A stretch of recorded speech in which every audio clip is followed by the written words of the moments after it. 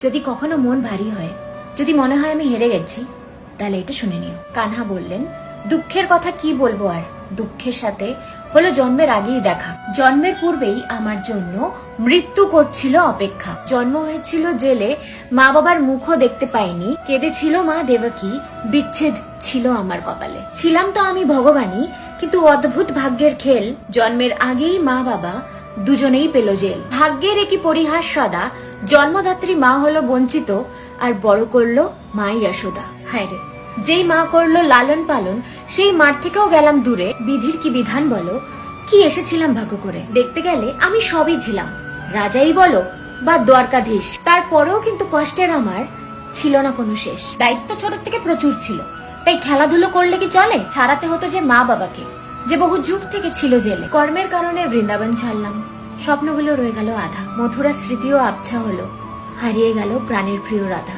বাসিও ছাড়লাম, সবার থেকে দূরে গেলাম।